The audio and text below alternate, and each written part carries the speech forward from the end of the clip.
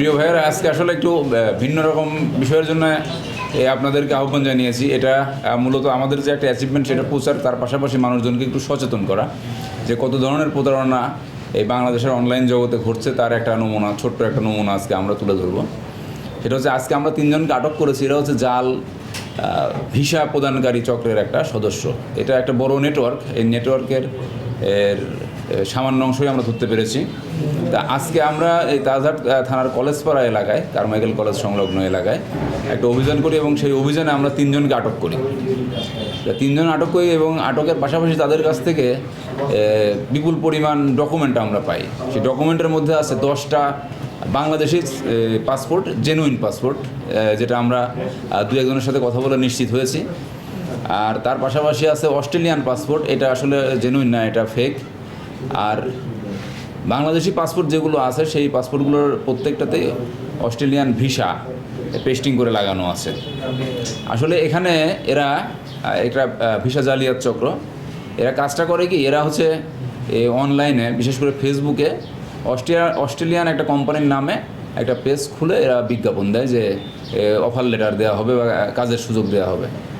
তো তারপর যখন বিশেষ করে এদের টার্গেট থাকে আমাদের দেশের অসচেতন বিদেশগামী এবং যারা মধ্যপ্রাচ্য বা মালয়েশিয়ায় আছে এরা যখন এদের সাথে যোগাযোগ করে, তখন এদের আস্থা আনার জন্য, বিশ্বাস আনার জন্য এরা এমন একটা রুমের মধ্যে এমন একটা আবহ তৈরি করে যেন এটা একটা অস্ট্রেলিয়ার অফিস। আমরা সেই যে প্যানাফ্লেক্স যে ব্যানার, এগুলো উদ্ধার করেছি।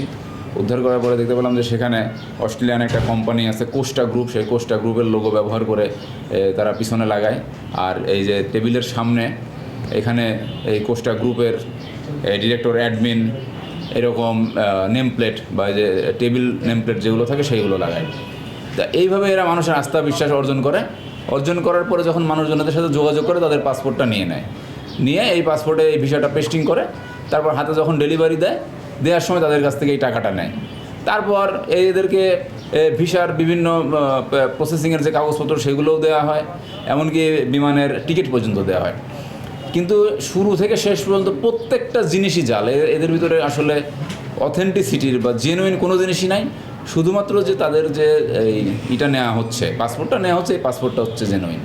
তা এইভাবে এই চক্র এই মানুষজনের দুর্বলতার সুযোগ নিয়ে যে আমাদের লোকজন অস্ট্রেলিয়া বা উন্নত বিশ্বে যাওয়ার যে চেষ্টা করছে, তা এই যে দুর্বলতার সুযোগ নিয়ে এরা এই বিপুল পরিমাণ টাকা হাতিয়ে নেওয়ার একটা নেটওয়ার্ক গড়ে তুলেছে। এদের সাথে ঢাকার লোকজনও জড়িত আছে। এটা আমরা আসলে আজকেই ধরেছি এদেরকে। এ ব্যাপারে আমরা বিস্তারিত তদন্ত করব এবং তাদের যে 3 জনকে আমরা আটক করেছি, এই 3 জনের মধ্যে 1 জনের বাড়ি এই রংপুরে, আর 2 জনের বাড়ি হচ্ছে নীলফামারী জেলায়।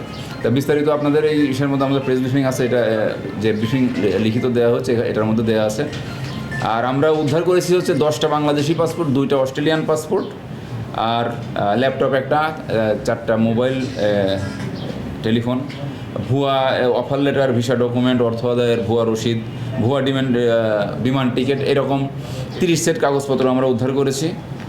আর এই যে অস্ট্রেলিয়ান যে কোস্টা গ্রুপের নাম ভাঙানো হচ্ছে, তা এদের ম্যানেজার, অ্যাডমিন বা সিনিয়র অফিসারের নামে একটা ভুয়া আইডেন্টি কার্ডও আমরা উদ্ধার করেছি। তো তাদেরকে জিজ্ঞাসাবাদ করেছি। জিজ্ঞাসাবাদ করার পরে আমরা আসলে এতক্ষণ ধরে আপনাদের যেটা বললাম, তা সেই যে এইভাবে তারা জালিয়াতিটা করে। তো তাদের বিরুদ্ধে আমরা আসলে আইনগত ব্যবস্থা এখন প্রক্রিয়াধীন আছে। আর পাসপোর্ট যে 10 জনের পাসপোর্ট আমরা পেয়েছি, তাদের সাথে আমরা যোগাযোগ করার চেষ্টা করছি। 2 জনের সাথে কথা হয়েছে যে তারা যদি ভুক্তভোগী হয়ে মামলা করতে চায়, তাহলে সেটাও তাদেরকে আমরা স্বাগত জানাবো। আর আমরা আপাতত পুলিশ বাদী হয়ে একটা মামলা করছি। আমরা যা আজকে আপনাদেরকে ডেকেছি এই মেসেজটা দেওয়ার জন্যই যে আপনারা যারা বিদেশে যেতে চান বা আমাদের মধ্যপ্রাচ্য বা মালয়েশিয়ায় প্রবাসী যে ভাইয়েরা আছে, তারা আরও উন্নত জীবনের আশায় যে অস্ট্রেলিয়া, কানাডা বা ইউএসএতে যেতে চান, তাদের জন্য একটা মেসেজ দেওয়ার জন্যে যে আপনারা জেনে শুনে পদক্ষেপগুলো নেবেন। যে এই ধরনের প্রতারণার ফাঁদ কিন্তু অনেক পাতা আছে। আমরা জানি এই রংপুর শহরের মধ্যে আরও থাকতে পারে। আমাদের এটা প্রাথমিক আজকে এটা ধরেছি, আরও থাকতে পারে। আমরা শুনেছি যে আমাদের পার্শ্ববর্তী জেলা নীলফামারীর কিশোরগঞ্জে এরকম পার্টি এর আগে ধরা পড়েছে। তো এরা পপুলারভাবে থাই ভিসা নামে পরিচিত।